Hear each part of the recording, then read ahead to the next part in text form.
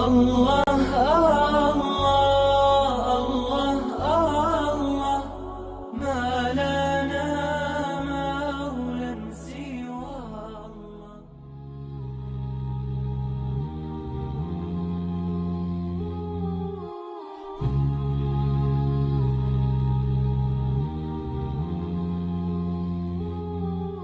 Have made Hajj, but how many people have actually made Umrah before? Okay, alhamdulillah. So if you've made Umrah, alhamdulillah, Umrah is considered like the minor Hajj, the little Hajj. And something that I encourage all people to do is, if you have the opportunity, I mean most of you alhamdulillah are going for Hajj, but and I would suggest that everybody recommends this to other people, is that if a person is in a situation where inshallah they'll be able to afford both Umrah and Hajj, right, at separate times, I would encourage people to go make Umrah first, right? Get through kind of like, all the shock and all the different quirks and work out all the kinks of the travel and the tawaf and what you need to do and what works for you and what doesn't, and then go for Hajj. Because Hajj it's bigger, it's longer. The entire Umrah experience, the actual Umrah itself takes about 2 to 3 hours, right? Maximum, right? Some people I remember actually myself in 2012, I believe. There's a time where after that the Hajjis all leave, right? There's usually a gap between the time where all the Hajjis are gone, and that's usually by the 10th day of Muharram, right? And the time that the Saudi Arabia opens up Umrah again.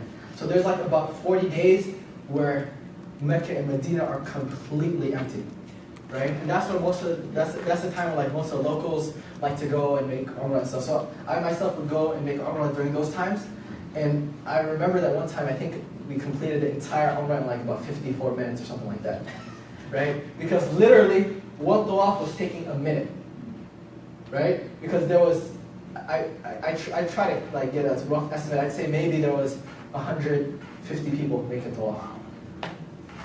Right? So Umrah can go anywhere from 54 minutes, but I've had tawaf take me 4 hours or 3 hours, right?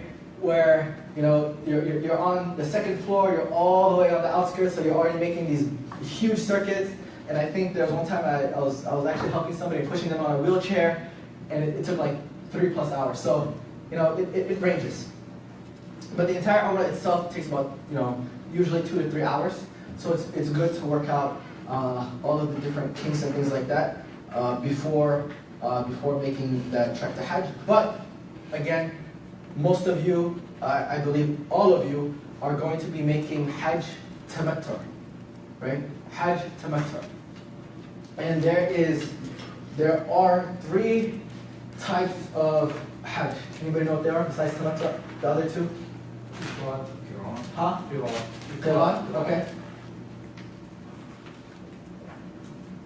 And what's the other one? Ifrad.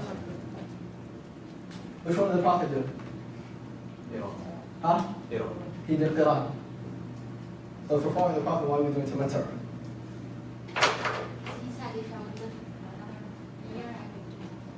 Exactly, right? So the Prophet ﷺ, because if you didn't hear, because the Prophet ﷺ said, if I were to live another year, I would have done tamattu and I would have made it Umrah.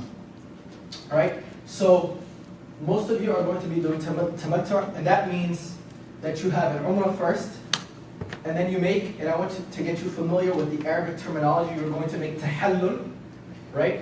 Tahallul. And if I say something Arabic, I'll try and write it on here, and like transliterate it into English. You're going to make tahallul, and then you're going to make ihram again for Hajj, right?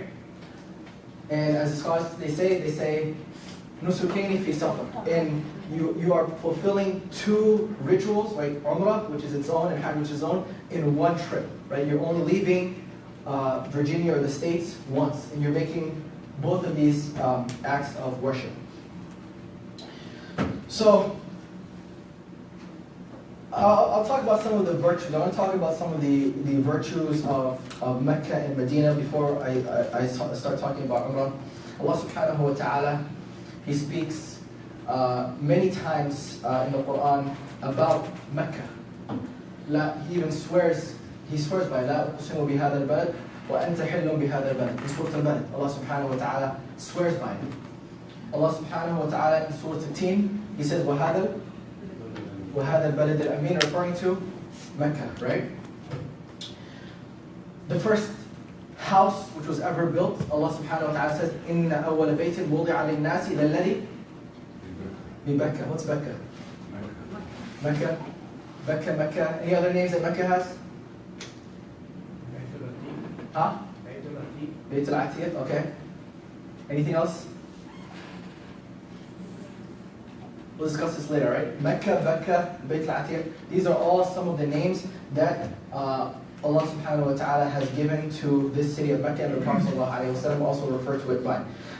We know that Mecca, the Kaaba, it was the first masjid which was ever built. This is a hadith collected by both Bukhari and Muslim, that the Prophet ﷺ was asked by Abi Dharr radiallahu ta'ala anhu, and he says, أي مسجد وضع في الأرض أولا? Which masjid was built first? And the Prophet ﷺ, he says, Al-Masjid Al-Haram, right? Another name, right? Al-Masjid Al-Haram. So, Al-Masjid Al-Haram and Mecca, are they the same thing? Yes and no, right?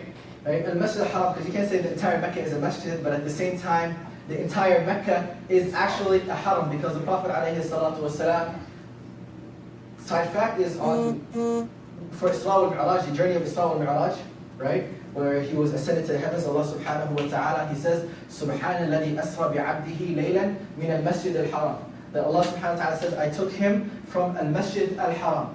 Right? And you're like, al-Masjid al-Haram, was the Prophet, like, was he in the Kaaba when he was taken from Mecca to Jerusalem? No, he was in his home. And because of this, the scholars of Islam, they extrapolate from this that the reward for praying in the entire city of Mecca, which is within the bounds of the Haram. Alright, so we want to make sure that we differentiate between what is Mecca, right? What is the Haram, and what is the actual masjid. Right? So this is the actual masjid, this is the Kaaba, right?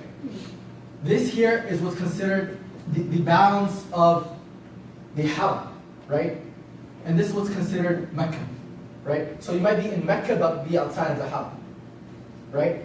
And you might be within the Haram area where most of your hotels and the place that you will be staying will be, but you're not at the actual masjid.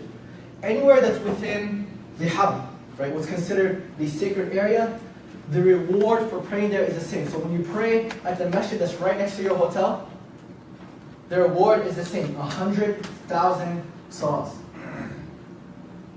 Right? 100,000 salahs. So obviously you're there for a reason and you want to spend as much time as you can at the Kaaba, right? But if you are not able to pray there, if you're not able to pray at the masjid, the reward is the same if you are praying within the bounds of the Haram. I might get to your question.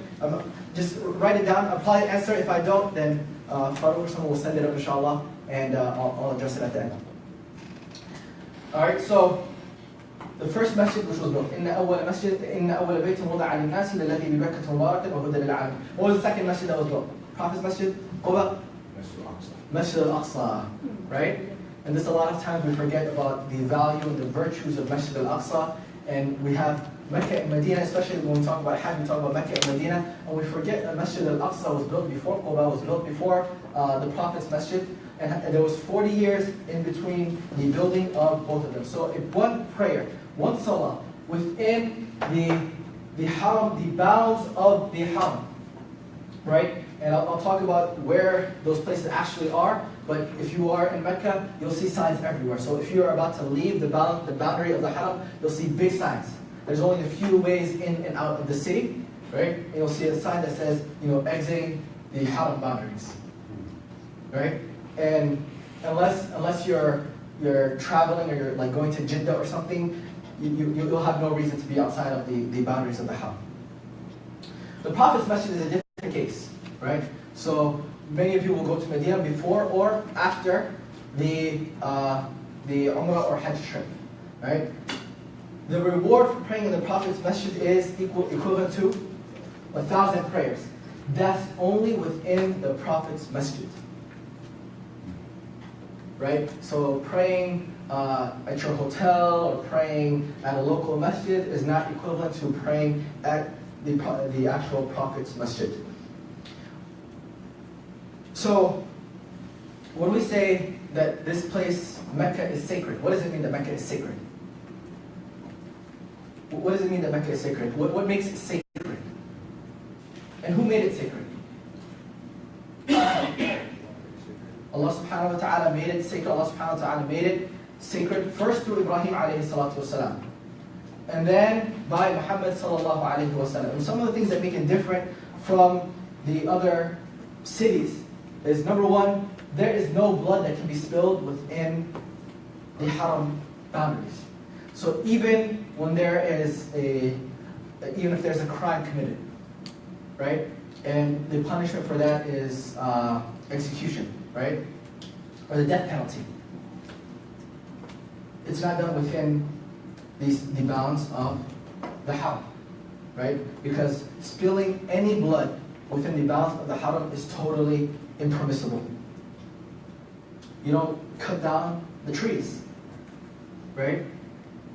I first learned about the concept of cutting down the trees in the movie The Message when we were younger, right? And don't cut down trees. I'm like, what does this mean, right?